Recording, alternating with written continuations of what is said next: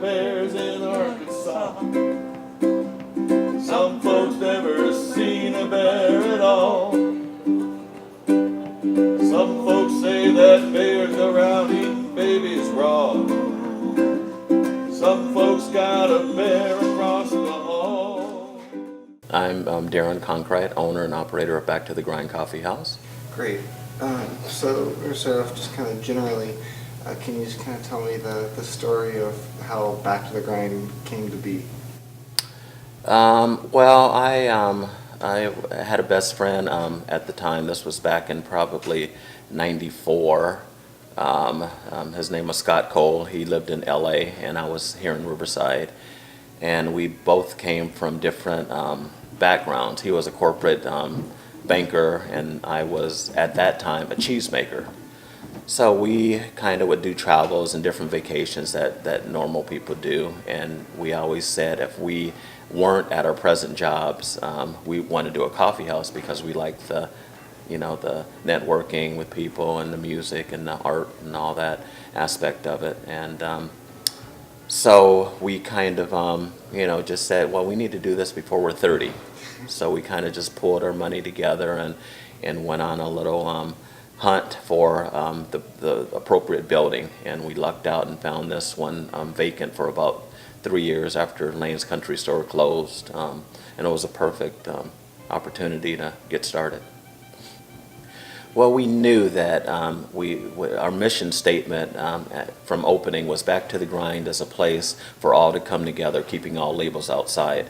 So we knew we wanted a very open space where you're not judged on any kind of religious background, sexual preference, color of your skin, any kind of financial disposition. None of that matters. You come in, there's beverages, there's conversation, there's a band playing where you can be entertained, and we just wanted to eliminate any of that outside craziness. And I think that we have such a diverse crowd. We have everyone from young high school kids to grandparents and every walk of life that comes in that sits and kind of gets along. So we kind of developed that through the downtown being that it's just all walks of life that come in downtowns anyway.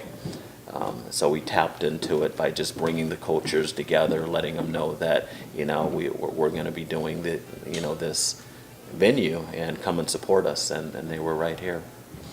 So would you say it's changed over the years, or has it stayed the same, or is there any significance at all? No, I think we've stayed true to what we tried to do 19 years ago. I think we fine-tuned it in the aspect of, I think we're opening the venue to more socializing groups and different workshops and clubs. I don't think we were that involved in the very beginning, but now we have such a large venue. It doesn't seem right to not invite these different clubs and networking forums in to use the space, whether it be book clubs or different campus events, fundraisers, Habitat for Humanity, any of that kind of stuff. We just welcome with open arms because it's what we do. We're the Canaries. The Canaries is the name of our group. I think the way that we got connected with Back to the Grind is that we were looking to start a ukulele circle, as I remember. Yeah. But yeah, we just walked in and said, hey, can we do a uke circle down in the basement? And we said, sure, go ahead. And we started off with about 10. Yeah, it's always way. The highest number I think we've ever had was 11, and it sort of goes up and down. Yeah. And we've been doing that for, I think this is the 6th or 7th year. We're going to have our 6th or 7th anniversary in March. And we're just going to call it our 6th or 7th anniversary because the only person who can verify it can only verify it through a very sad happening, and I don't want to bring that up. So,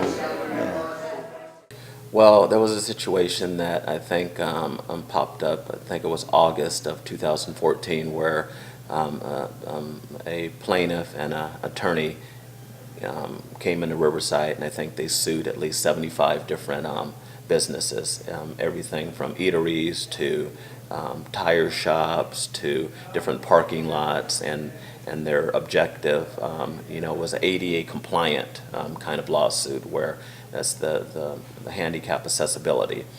And in our situation, the restaurants that were involved, it was about 6 or 7 of us, and it was everything from, the entry through the front door, the way the furniture is laid out, the way the bathrooms, the size of the bathrooms, just different things like that.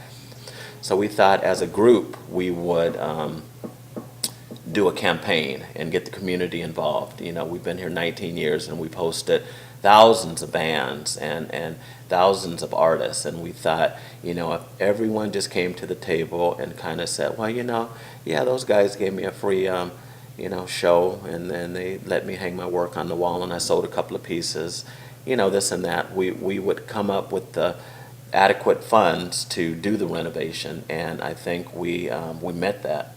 We did the GoFundMe, and we raised a considerable amount, and we did a fundraiser party where we had Gabe Roth, the big shot from the DAP, Sharon Jones and the DAP Kings. We did a big opening party. We had an art auction.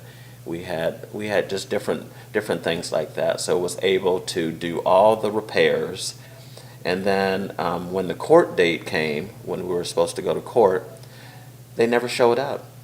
So it wasn't any just luck of the draw that we were able to raise the funds, fix the place up, get it back to where it's 19 years later. It's a lot of wear and tear, and now we're under no threat as far as that goes. So it was a blessing in disguise. So it's just like what we've built here. I want to always remain here, and I want the culture that we've managed to sustain all these years. I want it just to just continue to grow, because back in '96 when we opened, there was barely anything downtown. The Mission Inn was a staple, of course, but we took a chance on this ghost town of a downtown to be the nightlife. And slowly but surely over the years, more restaurants felt, they were going to open, and the city, developed different grants to bring more businesses down here. And now it's become, bars and eateries, and Fox Theaters revamped, and it's become what it needed to be even back then. I've definitely put my time in. And, when we look back and we're saying, wow, I wish all this were already going on back in '96, so we could have just really jumped on it and been, successful immediately. But it took this amount of time, to get going. But I think it's going now. It's in the right path. So it's just I'm just gonna keep, loving my baby and continue with business.